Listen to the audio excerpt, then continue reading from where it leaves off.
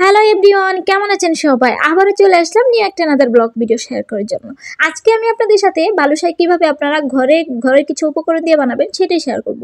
এই যে এখানে দেখতে পাচ্ছেন আমি বালুশাহী মিষ্টি বানানোর জন্য টক দই নিয়েছি, আর ঘি নিয়েছি, বেকিং সোডা আর পরিমাণ মতো ময়দা, আর চিনি তো লাগবেই।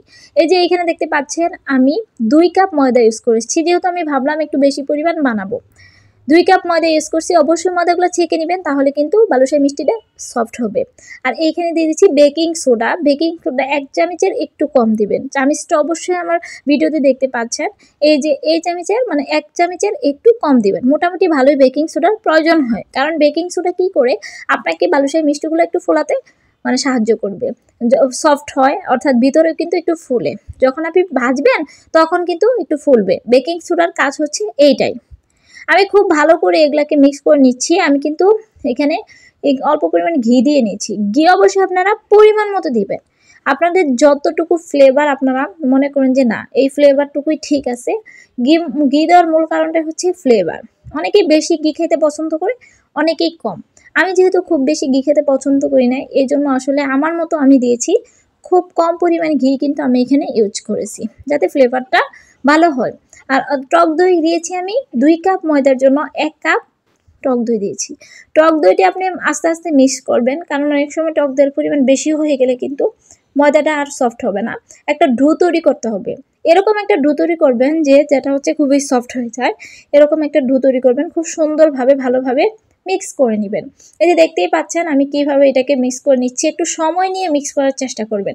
আপনারা যদি সময় নিয়ে মিক্স করেন তাহলে কিন্তু সেই ডোটা ভালো হয়, আর সেটা দিয়ে বালুশাহী মিষ্টি বানালে কিন্তু খুব ভালো হয়। আর এর জন্য আমি আধা ঘন্টা 30 মিনিট আমি এটা ঢেকে রেখে দিয়েছিলাম। 30 মিনিট পর তারপর এই অবস্থা। আর এইখানে আমি বালুশাহী মিষ্টিগুলো শেপ দিয়ে নিয়েছি, দেখতেই পাচ্ছেন।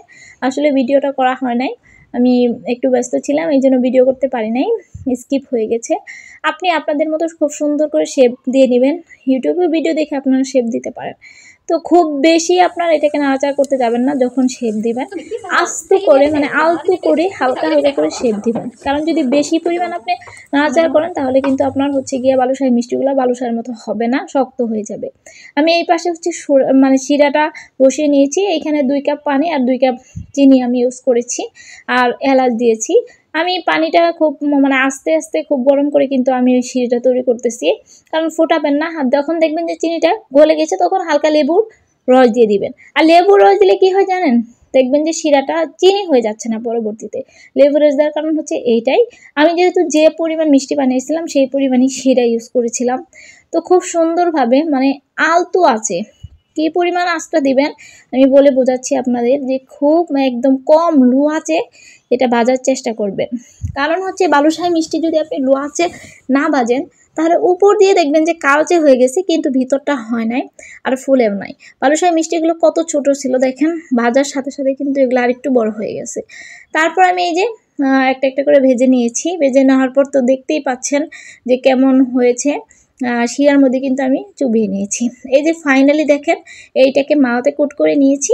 আজ এই পর্যন্তই। কেমন লাগলো ভিডিওটি কমেন্ট করে